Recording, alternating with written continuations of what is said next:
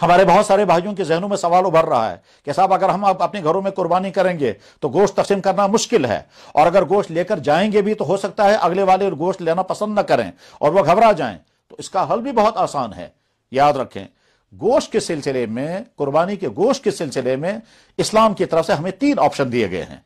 पहला ऑप्शन यह है कि वह सारा का सारा गोश्त तकसीम कर दिया जाए पड़ोसियों में, रिश्तेदारों में, गरीबों में। चुनाचे जो दूसरी जगहों पर कुर्बानियां की जाती हैं वो सारा तो दूसरों में ही तकसीम किया जाता है। यह पहला ऑप्शन है और दुरुस्त ऑप्शन है और अफजल ऑप्शन है। दूसरा ऑप्शन हमारे सामने यह है कि अगर आम हालात में कुर्बानी की जाती है तो कुर्बानी के गोश्त के 3 हिस्से किए जाएं। एक हिस्सा अपने घर के लिए रखा जाए, एक हिस्सा आम गरीबों में तकसीम किया जाए, और एक हिस्सा अपने रिश्तेदारों और अपने पड़ोसों में तकसीम किया जाए।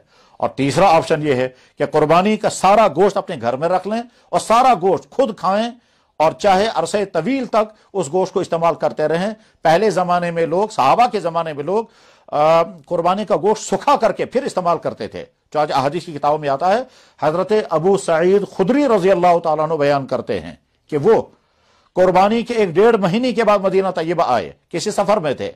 जब घर पहुंचे हैं तो घर वालों ने कुर्बानी का गोश्त पेश किया तो वह हैरान होकर कहने लगे, ये कुर्बानी का गोश्त आज कैसे है? घर वालों ने कहा कि हमने महफूज रखा था। हज़रत अबू सईद खुदरी रज़ी अल्लाह तआला ने कहा, अल्लाह के नबी ने तो मना किया था कि 3 दिन के अलावा कुर्बानी का गोश्त जमा न किया जाए, तो इतने दिनों तक, ये महीनों तक ये गोश्त कैसे बाकी रहा? मैं इसको इस्तेमाल नहीं करूंगा।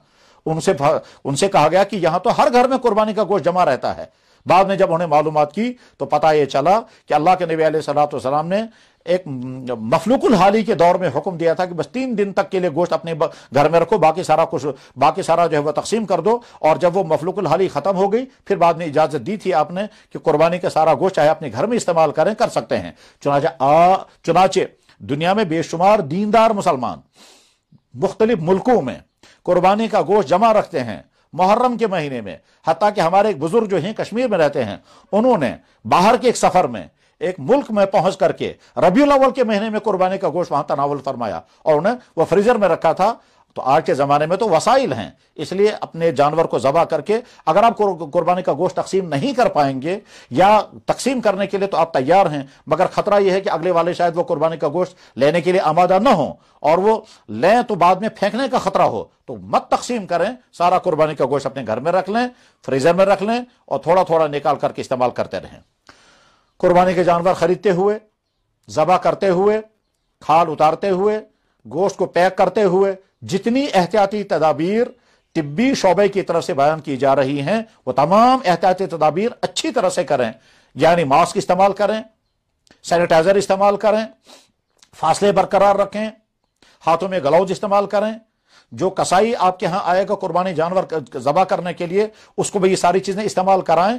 हमारा काम एहतियात करना है, एहतियाती का इंसान मुकल्लफ है और उसके बाद फिर हिफाजत अल्लाह के अपने इख्तियार में है।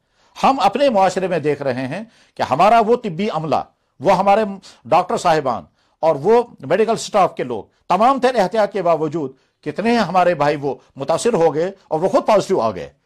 तो गरज ये कि उनसे ज्यादा तो एहतियात करने वाला कोई नहीं है, वो तो पीपीई और बहुत एहतमाम के साथ इस्तेमाल करते हैं।